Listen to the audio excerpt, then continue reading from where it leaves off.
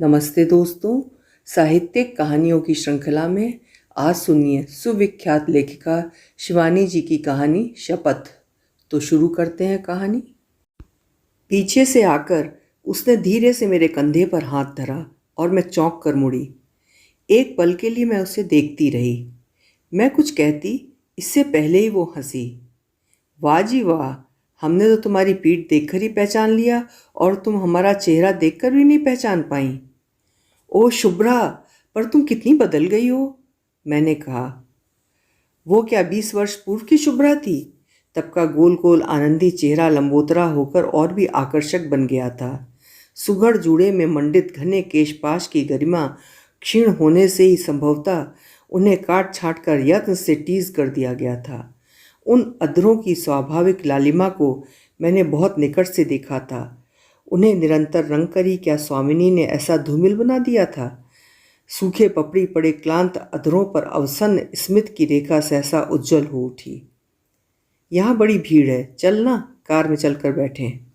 और मैं कुछ कहती इससे पूर्व ही मुझे अनेक कारों की पंक्ति में भी विशिष्ट रूप से चमकती हुई अपनी काली लंबी गाड़ी में खींच ले गई। मैंने कभी सोचा भी नहीं था कि तू यहाँ मिल जाएगी। कार की हल्की रोशनी जलाकर वो मुझसे सट गई। अपनी क्षीण कट के कौमार्य को वो निश्चय ही मुट्ठी में बांधकर सेतिती आई थी, पर फिगर को जकड़े रहने पर भी संस्कृति जैसे उसकी पकड़ से छूटकर बहुत दूर निकल गई थी। पट्टी से ब्लाउज पर बड़ी उदासीनता से पड़ा उसका पारदर्शी साड़ी का आंचल, उंगलियों पर हीरे की वर्तुलाकार जगमगाती अंगूठी से उज्जवल हो उठी निकोटीन के इतिहास की निर्लज्ज कालिमा, और आंखों के नीचे रात्रि जागरण से उभरी काली झाई जिसे उसका मस्कारा कौशल से भी नहीं छिपा सकता था। आखिरी बार हम कब मिले थे? उसने पूछा। 20 वर्ष पूर्व, मैंने कहा, जब तूने हमारी वार्डन को अपने अपूर्व अभिनय से पसीना पसीना कर दिया था। वो जोर से हंसी और उसी परिचित हास्य धारा ने हम दोनों के भूले बिसरे कैशौर्य को खींचकर एक बार फिर सामने खड़ा कर दिया। शुभ्रा हमारे हॉस्टल की सबसे आनंदी लड़की थी। उसके परिहास रसिक चित्त ने उसे पूरे आश्रम का क्रेज बना दिया था। ऐसे ऐसे मजाक करेगी कि सब हंसते हंसते दोहरे हो जाएंगे, पर स्वयं ऐसी भोली सूरत बनाए बैठ जाएगी जैसे कुछ जानती ही ना हो। उस 1 अप्रैल को पूरे छात्रावास में हवा की भांति समाचार फैल गया था कि सुंदरी शुभ्रा को गर्दन तोड़ ज्वर हो गया है। 2 ही दिन पूर्व इसी विषम ज्वर ने छात्रावास की एक प्रतिभाशालिनी छात्रा के प्राण ले लिए थे। प्राणांतक सिरदर्द में इधर उधर सिर पटकती जूठी दी की ही भांति शुभ्रा भी तड़पती, सिर फेंकती, दम तोड़ने लगी थी। उसके उस परिहास का रहस्य सीमित था केवल हम दोनों तक। कैसी शोक जन्मजात अभिनेत्री थी वो। जब हम शांत जूठी दी की मृतशैया के पास विवश खड़ी सिसक रही थीं, तब क्या वो आगामी 3 दिन बाद के अभिनय की मूक रिहर्सल कंठस्थ कर रही होगी? जब वार्डन उसके घर को तार करने भागी, तब वो हंसती हंसती उठ बैठी थी। दूसरे ही दिन मैं अपने पिता की बीमारी का तार पाकर चली गई और फिर कभी उससे नहीं मिल पाई। बीच बीच में वो पत्र लिखती रहती और उसके पत्रों की भी उसी की भांति बोटी बोटी भड़कती थी। उसी के एक पत्र ने मुझे उसके विवाह का समाचार भी दिया था।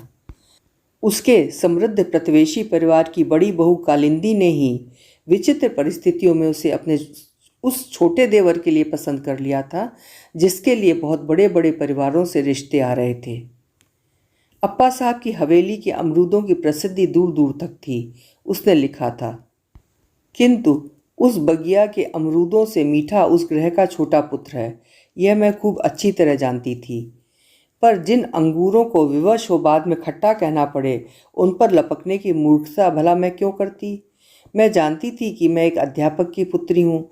अप्पा साहब की बड़ी बहू कालिंदी थी स्वयं एक प्रतिष्ठित परिवार की कन्या, और मंझली बहू के पिता थे चीफ जस्टिस। तब तू ही बता, मेरी क्या बिसात थी जो उस ग्रह की बहू बनने के सपने देखती? मैं तुझे विश्वास दिलाती हूँ कि मैं केवल अमरूद चुराने ही गई थी, उस ग्रह के पुत्र को चुराने की बदनीयत से नहीं। मैं जानती थी कि सास ससुर विहीन उस विराट साम्राज्य की एक छात्र स्वामिनी कालिंदी भाभी अत्यंत उग्र स्वभाव की हैं और उस अलभ्य किसी किशोरी के से गुलाबी गानों वाली इलाहाबादी अमरूदों का एक एक बूटा उन्हीं के हाथों से सजा संवरा है। यही नहीं, एक एक दाने पर उनकी सील लगी रहती है और पकने पर अपने ही ऊंचे तबके के इष्ट मित्रों के यहाँ वे गिन गिन कर डालियाँ भेजती हैं, वो भी ऐसे जैसे अमरूद नहीं अशर्फियाँ लुटा रही हों। सोमवार को वे नित्य 8 बजे अपनी देवरानी मालिनी को लेकर ग्रह के इष्ट शिव के पूजन को जाती हैं, ये मैं जानती थी। मालो खाट पर बेसुध पड़ा सो रहा था, ये भी मैंने अपनी खिड़की से देख लिया था।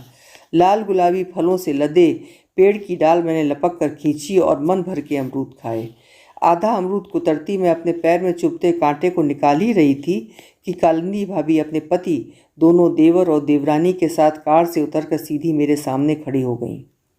अब समझ में आया कि 10 नंबर पेड़ के 17 दाने उस दिन कौन ले गया था।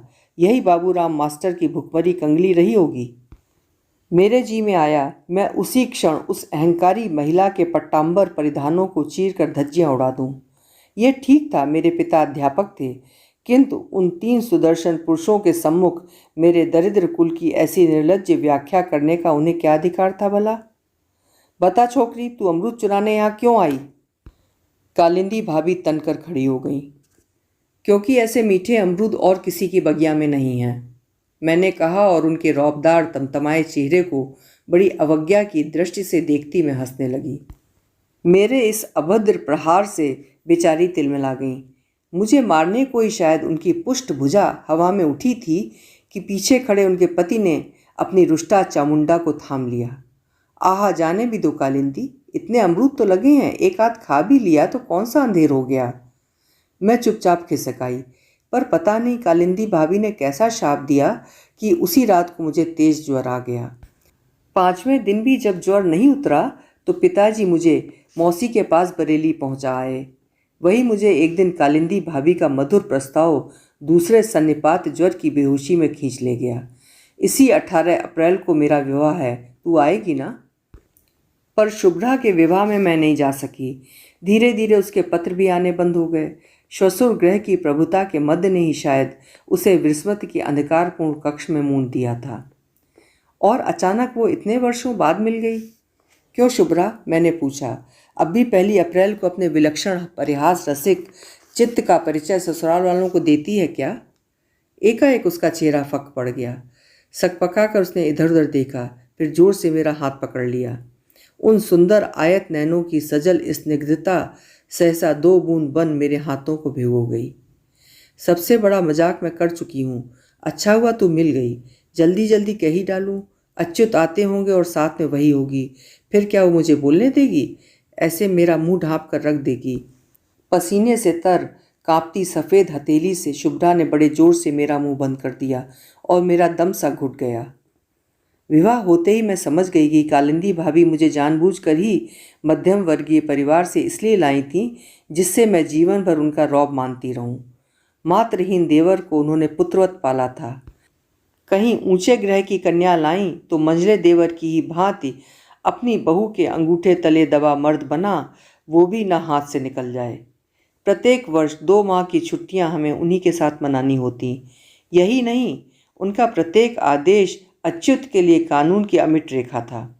संतानहीना कालिंदी भाभी का स्वभाव दिन प्रतिदिन उग्र होता जा रहा था। उनका प्रत्येक वाक्य मुझे बार बार स्मरण दिलाता रहता कि आज जो मैं इतने बड़े अफसर की पत्नी हूँ, उसका श्रेय मेरे भाग्य को नहीं, स्वयं उन्हीं के औदार्य को है। 2 गज की दूरी पर मायका था, किंतु मुझे 10 वर्ष के पुत्र की माँ बनने पर भी इतनी स्वतंत्रता नहीं थी कि अपने अंधे वृद्ध विदुर पिता के पास एक रात भी बिता लूँ। रात रात तक उनकी ब्रिज लीला चलती और मुझे कई बार कॉफ़ी बनाने की हाँक लगती। कभी कभी तो सबकी उपस्थिति में वे मुझे बुरी तरह अपमानित कर देती। इतने साल हो गए शुभ्रा, पर ढंग से कांटा चम्मच पकड़ना भी नहीं सीख पाई। मैं मनी मन उबल पड़ती। अपनी संपत्ति का लाख घमंड करें कालिंदी भाभी, घर की बहुओं में तो मेरा ही पलड़ा सबसे भारी था। भारी चुंबक की स्वाभाविकता से एक दिन मेरा ही पुत्र अप्पा साहब की संपत्ति को खींच लेगा। मालिनी भाभी की एक ही पुत्री थी, उसे भी पोलियो ने पंगु बना दिया था। वैसे इसी बीच कालिंदी भाभी एक और मूर्खता कर बैठी थी। जेठ जी के एक साले जिलाधीश थे। उन्होंने किसी अनाथालय में एक सुंदरी अनाथ बालिका देखकर कालिंदी भाभी को फोन कर दिया था। तुमने कभी कहा था कि तुम किसी अनाथ बालिका को गोद लेना चाहती हो। क्या इस बच्ची को लेना चाहोगी? स्वयं जेठ जी ने उस प्रस्ताव का घोर विरोध किया था। पता नहीं किसकी लड़की है, विवाह के समय 50 समस्याएं खड़ी होंगी। फिर पराई संतान बटोरने की तुम्हें क्या पड़ी है? क्या शुभ्रा का बेटा, मालिनी की बेटी हमारी संतान नहीं है?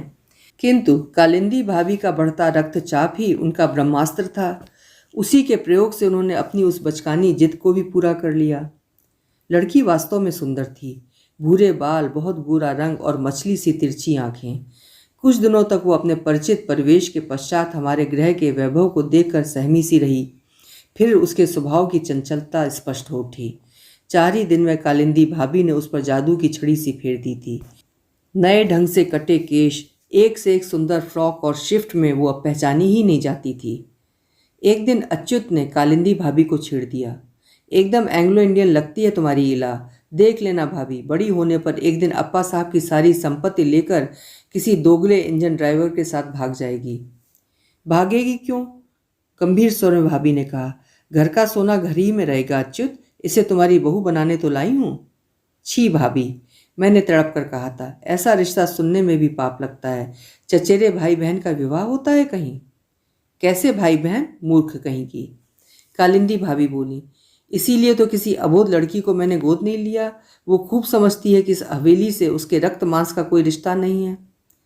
फिर तो वे जैसे हाथ धोकर मेरे पीछे पड़ गईं। कभी अतुल से कहती जा अपनी बहू से खेल, कभी कहती शुभ्रा अपनी बहू को देख जरा, ठीक तेरी ही तरह अमरूद चुरा कर कुतर रही है। मैं मन ही मन बौखला उठती। इला अभी से ही इतनी सुंदर थी, फिर भविष्य की उस सुलक्षणा स्वयं दूती के एक एक लक्षण मुझे सहमाने लगे थे। बचपन से ही ऐसी पकी बातें सुनकर क्या संभव नहीं था कि पाल में पकाए गए पपीते की भांति मेरा अबोध पुत्र भी अकाल परिपक्व हो उठे। अतुल को अपनी सगी चचेरी बहन से कोई लगाव नहीं था, किंतु इला के बिना उसका एक पल भी जैसे सार्थक नहीं रहता। एक तो वो दुस्साहसी दस्युकन्या पेड़ पर जंगली बिल्ली की ही फुर्ती से चढ़ सकती थी। उसके मित्रों के साथ क्रिकेट खेलती थी। लड़कों के प्रत्येक खेल में उसकी रुचि थी और लड़कियों के खेल से थी घोर अरुचि। व्हील चेयर पर अवश बैठी मालिनी भाभी की बेटी अंजना अपनी सुंदर गुड़िया का उत्कोच देने पर भी जिसे अपनी सहेली नहीं बना पाई थी, वो मेरे बेटे की अंतरंग बाल सहचरी बन उठी थी। एक दिन कालिंदी भाभी ने खाने की मेज पर मुझे फिर छेड़ दिया। छोटी, कभी कभी तो इला की शक्ल तुझसे इतनी मिलती है कि लगता है तेरी ही बिटिया है। इस बार वे झूठ नहीं बोल रही थी। उस अज्ञात कुल की अवैध बालिका के चेहरे की मेरे चेहरे से सचमुच आश्चर्यजनक समानता थी। अपने बचपन की तस्वीरों से उसका मिलान कर मैं स्वयं दंग रह गई थी। उस 31 मार्च को प्रकृति भी मेरी परिहास योजना में स्वयं ही रस ले उठी। मुझे कालिंदी भाभी की व्यंग्योक्ति उसी क्षण उकसा उठी। क्यों न अनुकूल परिस्थितियों का लाभ उठाकर उनका मत्सर बाण उन्हीं की ओर मोड़ दूं। फिर उसी दिन मालिनी भाभी भी मुझे जोश दिला गई थी। क्यों री शुभ्रा, पिछली 1 अप्रैल को हमें तो खूब रुला चुकी है, इस बार बड़ी भाभी को रुला दे तो हम भी जाने। पिछली 1 अप्रैल को मैंने मालिनी भाभी की माँ की बीमारी का झूठा तार भेज उन्हें बिस्तर बंधवा स्टेशन भी भेज दिया था।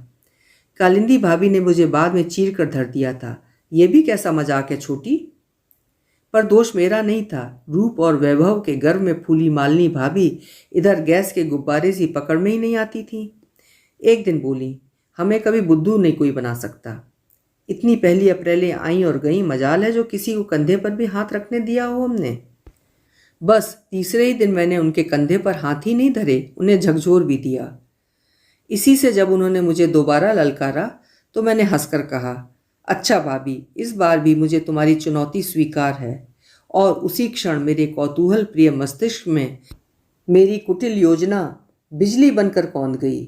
वर्षों से संचित हृदय की अव्यक्त कुढ़न प्रतिशोध लेने परिहास की बैसाखियां टेकती खड़ी हो गई। 1 अप्रैल की वो सुबह किसी किशोरी के अक्षत कौमारोज्ज्वल स्मित सी ही स्निग्ध थी। सोमवार को भाभी हम दोनों देवरानियों के साथ हवेली के शिवालय में जाती थीं। फिर उस दिन पार्थिव पूजन था। नहा धोकर 8 बजे तैयार रहने का आदेश हमें मिल चुका था। कभी हमारे ससुर के अंतरंग मित्र स्वयं जगत गुरु ने उस शिवलिंग की स्थापना की थी। उस शिवलिंग की महिमा का इतिहास भी विशद था। कैसे उसके स्थापित होते ही अप्पा साहब को सट्टे में अप्रत्याशित लाभ हुआ था और ग्रह के दो दो पुत्र एक साथ सिविल सर्विस में निकल आए थे, ये सब मैं सुन चुकी थी। गृह कलह के छोटे मोटे मुकदमे भी बम भोले के उस अपूर्व न्यायालय में ही निपटाए जाते थे। शिवालय में ली गई झूठी शपथ तत्काल उस उग्र देवता का अभिशाप बनकर अभियुक्त के सिर पर मत तांडव कर उठती। कालिंदी भाभी, आज मैं आपके साथ अकेली ही चलूंगी, मैंने कहा। क्यों? भाभी गरजी। मुझे आपसे एकांत में कुछ कहना है, मैंने कहा। कौन सी ऐसी बात है जो तुम मालिनी के सामने नहीं कह सकती? वैशाख का पहला सोमवार है, उसे भी चलना होगा। नहीं भाभी, अपने स्वर की दृढ़ता से मैं स्वयं ही चौंक उठी। वैशाख का पहला सोमवार है, इसी से मैं चाहती हूँ कि आज की पुण्यतिथि में आपकी और भोलानाथ की पावन उपस्थिति में मैं अपना पाप स्वीकार कर लूँ। मेरे अस्वाभाविक हृदय कंठ स्वर की नम्रता ने भाभी को शायद उलझन में डाल दिया। मालिनी, उन्होंने मालिनी भाभी को बुलाकर कहा, आज तुम घर पर ही रहो। पार्थिव पूजन में शायद कुछ देर लगेगी। मैं सोचती हूँ कि एक आवृत्ति रुद्र पाठ की भी करवा लूँ। इतनी देर तक तुम्हारी लड़की का अकेली रहना ठीक नहीं। मैं प्रसाद आरती के लिए तुम्हें बुला लूँगी। मालिनी भाभी ने आश्चर्य से मुझे देखा और मेरी मूक दृष्टि की कौतुकपूर्ण चावनी से शायद समझ भी गई कि परिहास रंगमंच पर मेरे प्रहसन नाटक के अदृश्य सूत्रधार नटी अवतरित हो चुके हैं। शिवालय के शीतल फर्श पर 3 कुशासन बिछाकर पुजारी ब्रह्मदेव हमारी प्रतीक्षा कर रहे थे। अरे, मंजली बहू जी नहीं आई हैं? उन्होंने पूछा। नहीं, उसे घर का काम सौंप आई हूँ, आरती के समय बुला लूँगी, भाभी बोली। विधि विधान से हमने पूजन किया। गोबर, मिट्टी और चावल के 1100 नन्हे शिवलिंग को दुग्ध धवल धार से सिक्त कर धरा पर लोट लोट कर कालिंदी भाभी क्या मांग रही हैं ये मैं जान गई। न जाने कितनी व्यर्थ औषधियों, शल्यक्रिया, गंडे ताबीजों से लदा उनका फलहीन प्रौढ़ तरुवर सूखी और मुरझाई पीली पत्तियों के साथ साथ स्वयं भी सूखने लगा था। किंतु अपनी वयस के 45वें वर्ष में भी उन्होंने फल की आशा नहीं त्यागी थी। आरती के लिए मालिनी भी आकर न जाने कब हमारे पीछे बैठ गई थी। आरती हुई। पंडित जी ने अभिषेक की शीतल बूंदों से हमें भिगोया, फिर होठों से विचित्र ध्वनि संगीत प्रस्तुत कर पूजन के लिए आवाहन कर निमंत्रित किए शिव जी को विदा दी तो भाभी बोली, पंडित जी, आप मंजली के साथ हवेली चलकर भोजन पाएं। हम दोनों थोड़ी देर में स्वयं ही एक आवृत्ति पाठ कर आ जाएंगी। मालिनी भाभी ने जोर से मुझे चिकोटी भरी, जैसे एक आवृत्ति पाठ की मिथ्या घोषणा के पीछे छिपा रहस्य समझ गई हूँ। चलते चलते भाभी की नज़र बचा मेरे कान के पास आकर फुसफुसा भी गई, wish you best of luck. उन दोनों के जाते ही कालिंदी भाभी मेरी ओर मुड़ी। क्यों, क्या कहना है तुझे छोटी? कुछ पलों के लिए मैं हवा में हिलती दीप शिखा को देखती ही रही। अगरबत्ती की सुगंधित अवसन्न धूम रेखा के बीच कैसा दिव्य सन्नाटा था। भव्य शिवलिंग पर लगा गोरोचन, अगरू, कुमकुम का तिलक और इधर उधर बिखरे शिव नामांकित हरे विल पत्र। मुझे सहसा अपनी अल्पज्ञता डंक दे उठी। ऐसे पवित्र देवालय में मैं क्या अपना ओछा परिहास कर पाऊंगी? जी में आया हंसकर सब कुछ उन्हें बतला दूं, पर दूसरे ही क्षण अपनी गर्वीली मंजली जिठानी की चुनौती का स्मरण हो आया और मैं फिर तन गई। आपसे जो मैंने बहन भाई के रिश्ते की बात कही थी वो एकदम सच है भाभी, मैंने कहा। कैसे सच हो सकती है छोटी? तू जानती है कि दोनों में रक्त मांस का कोई भी रिश्ता नहीं है। उनका स्वर मंदिर के दमामे सा गूंज गया। वही कहने तो यहाँ आई हूँ भाभी, इला मेरी बेटी है। कालिंदी भाभी ने चौंक कर मुझे देखा। क्या तेरा दिमाग फिर गया है छोटी? ठीक कह रही हूँ भाभी। आपको याद होगा विवाह के 7 माह पूर्व मैं अचानक मौसी के पास बरेली चली गई थी। फिर वहीं एक अंधेरे बंद कमरे में मैंने इला के जन्म की प्रतीक्षा की थी। ईश्वर की कृपा से समय से पूर्व ही इसके जन्म ने मुझे मुक्ति दे दी। आपको याद होगा मेरा घूंघट उठाते ही आपने कहा था, अरे तेरा चेहरा इतना पीला कैसे पड़ गया? ओफ, कितना बड़ा झूठ बोल गई थी मैं। परिस्थितियों को मैंने किस अपूर्व छल बल से तोड़ मरोड़ लिया था। फिर जैसे कोई चतुर्दस्यु लोहे की मोटी मोटी छड़ों को तोड़ मरोड़ भीतर घुसपैठ कर लेता है, वैसे ही मैंने 100 दलीलें पाकर भी कभी आश्वस्त न होने वाले भाभी के शक्की स्वभाव की अर्गला को लपक कर खोल लिया। विवाह से पूर्व सन्निपात ज्वर का आभास पाते ही पिताजी ने मुझे मौसी के पास बरेली भेजा। अवश्य था किंतु मेरी उस यात्रा के पीछे किसी कलंक की कालिमा नहीं थी। मौसी मिशन अस्पताल में डॉक्टरनी थी और मेरे पीले चेहरे के पीलेपन में कुछ मामी भाभीियों द्वारा पोती गई हल्दी का कला कौशल था, कुछ सन्निपात जन्य रक्तहीनता। बेशरम, भाभी बोली। उनका रक्तचाप उनके गोरे चेहरे पर अबीर बनकर फैल गया। उसी आवारा से शादी क्यों नहीं कर ली तब? इस हवेली में आई किस दुस्साहस से?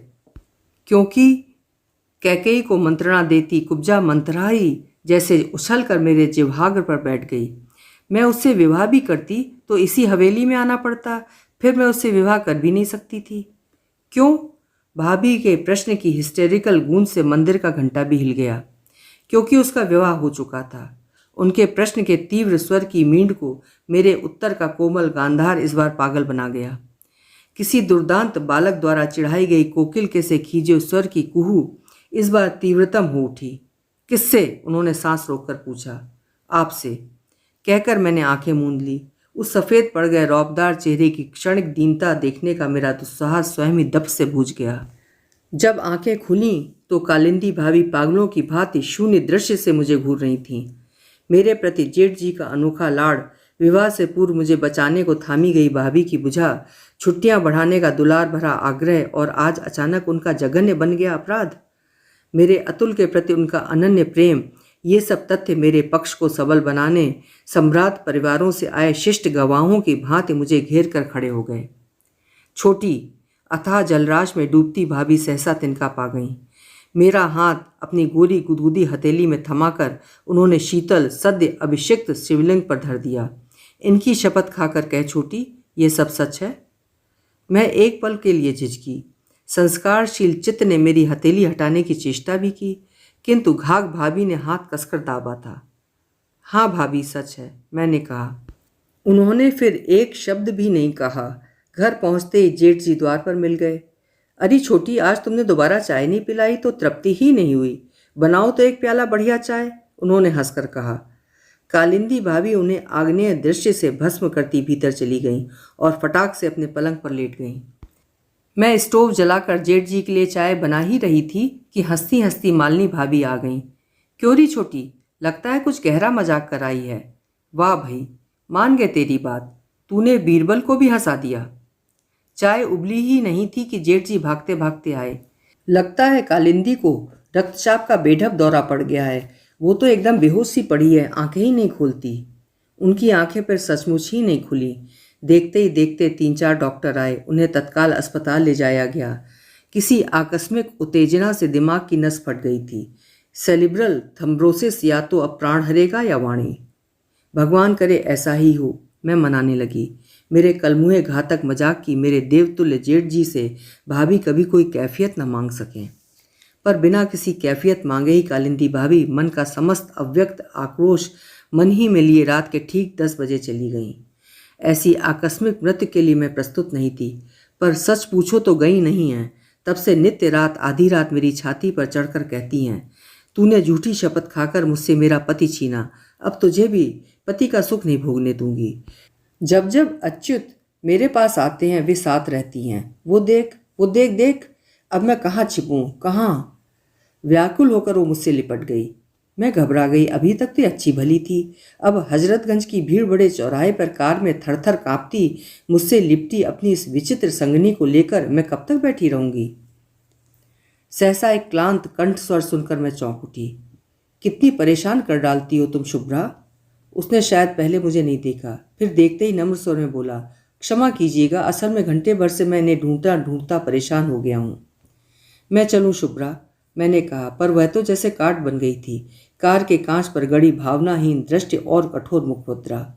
मैं सहम कर उतर गई। चलिए आपको छोड़ दूं, उस सौम्याकृति प्रौढ़ ने कहा।